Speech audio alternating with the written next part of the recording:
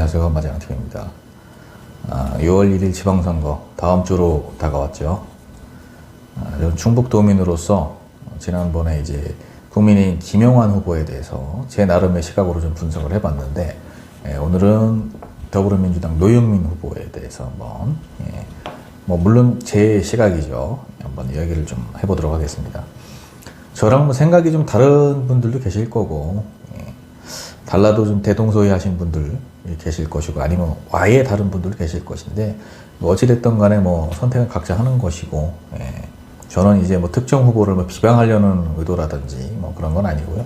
어디까지나 이제 충북도민의 한 사람으로서 올바른 선택을 좀 우리가 해보자, 그런 의미에서 제 나름의 분석을 좀 해보는 것이기 때문에 오해 없으시길 바라겠습니다.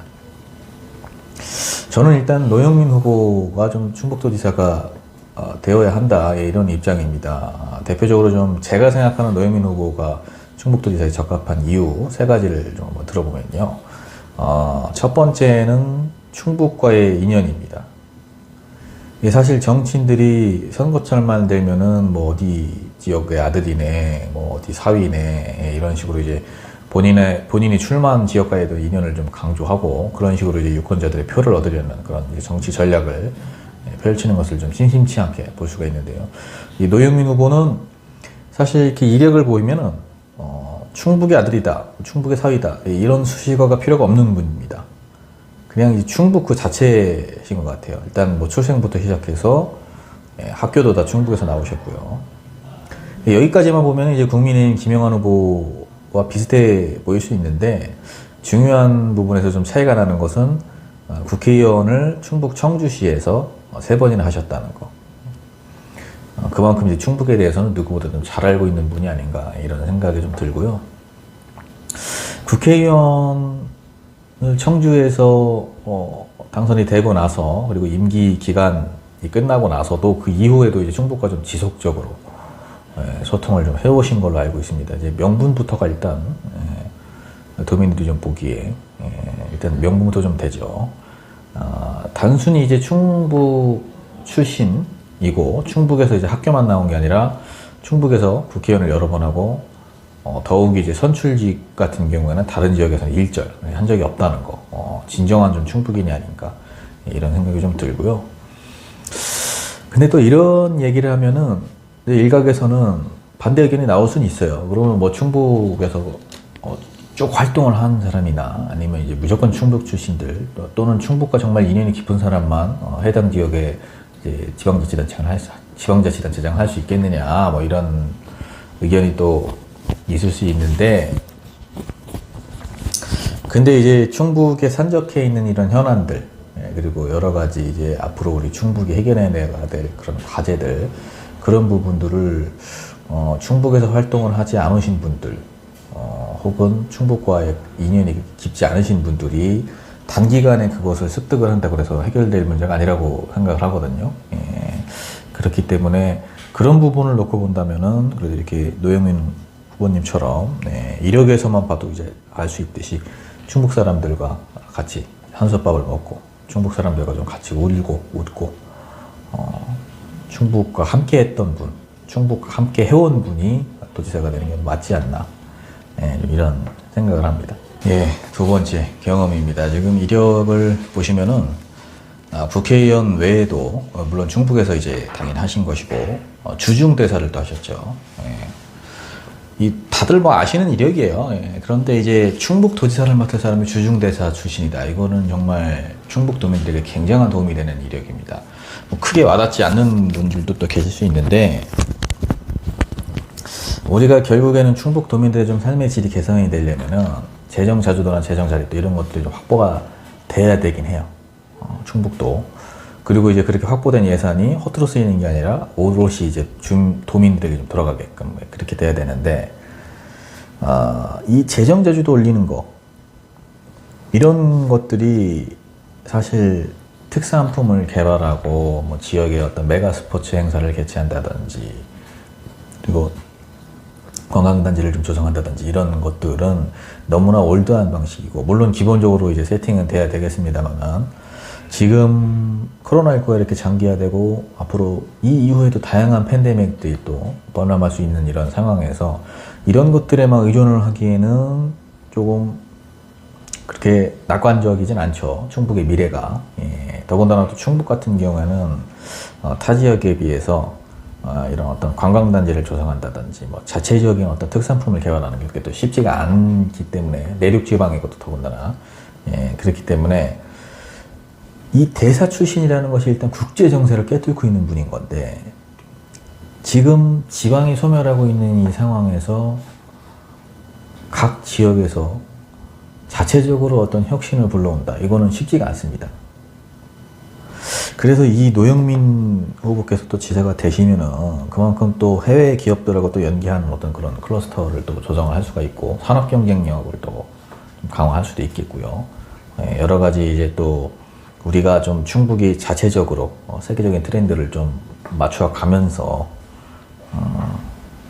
뭐 해외의 우수한 플랫폼들을 좀 도입을 할 수도 있겠고 주거, 보육, 문화 이런 것들이 이제 그동안 기존의 충북에서 진행되어 왔던 것들을 넘어서서 해외 연계가 돼서 우수한 인프라를 또 조성을 한다면 굳이 충북에서 학교를 나오거나 혹은 충북 출신인 청년들이 서울 혹은 수도권으로 빠져나갈 이유가 없어요. 그렇기 때문에 이 충북에 또 혁신을 가져오기 위해서라도 국제정세에 좀 밝은 전문가 그리고 이제 유능한 이런 노영민 후보 같은 분이 도지사가 돼야 되는 게 아닌가 이런 생각을 또 하고요.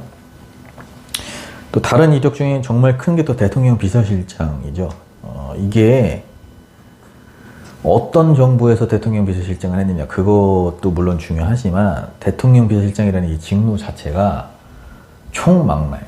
이게 정말 뭐 중앙의 행정기관들, 지방자치단체들에 진행되는 이제 모든 정책들, 국정 과제들의 방향성, 과정, 결과 이런 것들을 다 이제 점검을 하고 검토를 하는 뭐 이런 역할이기 때문에 정말 모르는 게 없는 거죠. 어떻게 보면은 노영민 후보는 충북에 이런 인물이 나타났다는 것도 정말 대단한 일입니다. 사실 충북의 자존심이죠. 근데 우리가 굳이 이런 좋은 후보를 냅두고 어떻게 보면은 이제 우리의 도지사도 이제 우리의 대리인인 건데 이런 훌륭한 자원을 두고 굳이 다른 후보들 충북에서 이제 제대로 활동도 하지 않은 다른 후보들을 뽑을 이유는 없는 것 같고요. 이런 유능함이 또 공약을 보셔도 또 잘 나타납니다. 이제 사실 지방선거는 다소 이제 대선보다는 좀 공약의 어떤 구체성이나 이런 것들이 좀 떨어지는 경향이 있는데 노영민 후보께서도 지금 이 공약도 뭐 촘촘하게 잘 만드셨고 이 공약 부분에 대해서도 제가 좀 한번 분석을 좀 해보고 싶은데 저도 뭐 생업이 있고 하다 보니까 뒤늦게 좀 이렇게 영상을 찍게 돼서 좀 아쉽네요. 어찌됐든 이 경험이라는 게 굉장히 크게 작용을 하죠. 그래서 이 도지사로 좀 가장 적합한 분은 물론 뭐 다른 후보들도 훌륭하시지만 노영민 후보가 돼야 되는 게 아닌가 저는 이런 생각을 한번 좀 해봅니다. 세 번째는 이제 견제와 균형입니다. 지금 민주당 심판론이 좀 있는데 노영민 후보께서는 또 이전 정부 문재인 정부에서 주요 공직을 또 맡으셨고 그만큼 또 깊이 관여를 하셨습니다만은 그럼에도 이 문재인 정부의 공과가 또 있는 것인데 과만 놓고 특히나 이제 부동산 문제에 관련해서 직접적인 정책 위반자가 아님에도 불구하고 그 책임을 이렇게 묻고 좀 연결을 시킨다는 것은 요즘 MZ세대의 말로 하면 좀 억지로 좀 까는 게 아닌가 이런 생각이 좀 들고요. 문재인 정부가 다소 국민들에게 좀 실망을 안겨드린 부분도 있고 그리고 좀 질타를 받을 만한 그런 일들도 분명히 있었다는 것을 저도 알고 있습니다만은 사실 정치라는 게 또 과가 있으면 공이 있고 그렇게 또 순환이 되는 것이기 때문에 저는 뭐 그렇게 생각을 하고 있고요. 문재인 정부의 어떤 공과를 차지하고서 생각을 또 해보면 지금 일단 윤석열 정부가 들어섰는데 윤석열 정부가 만약에 전횡을 일삼는다면 그것을 어떻게 또 견제를 하고 감시를 하겠습니까? 지금 민주당 심판론이 일어나고 민주당이 다소 국민들에게 좀 실망감을 안겨드린 부분이 있다고 해서 지금 지방자치단체장이나 기초의원, 광역의원들까지 싹 다 국민의힘으로 교체를 해버린다. 그것은 사실 어떻게 보면은 굉장히 어리석은 생각이에요. 우리가 촛불을 잊으면 안 됩니다. 윤석열 정부가 계속해서 공만 있다면야 정말 더할 나위 없이 좋겠습니다만은 과도 이제 드러날 것인데 당연히 그렇게 되면은 지금 모든 주요 요직들을 다 국민의힘에서 가져간 상황에서 이런 감시와 견제 그리고 균형을 이룰 지방정부와 지방의회마저도 국민의힘이 다 가져버리면 정말 막을 수 없는 사태가 또 벌어지죠. 예, 그렇기 때문에 범민주계열에서 또 중요한 역할을 하셨던 그런 노영민 후보께서 지방정부라는 것이 국토 균형 발전을 좀 선도해야 되는 그런 역할도 있습니다만 중앙정부의 감시 견제, 중앙정부의 어떤 전횡과 독주를 막는 그런 역할도 있다고 생각을 하거든요. 그렇기 때문에 또 한 축을 또 담당하셔서 충북이라는 또 배에 선장이 또 되신다면은 국민들의 입장에서도 어느 한쪽에 너무 치우치지 않는 정치권이 또 여러 지역들이 또 이렇게 분산돼서 균형을 이루면 더 나은 그런 효과를 좀 볼 수 있지 않을까 해서 그런 차원에서 노영민 후보가 좀 적합하지 않나 이런 생각을 합니다. 예, 영상은 좀 여기까지 하겠고요. 판단은 뭐 각자 하시는 거죠. 저는 이제 제 나름대로 제 개인 채널이기 때문에 분석을 좀 해본 것이고 어찌됐든 우리 충북도민 여러분들께서 좀 현명한 선택을 하셔서 또 앞으로 이제 충북의 미래를 위해서 좀 좋은 분이 도지사가 되어주셨으면 하는 그런 바람입니다.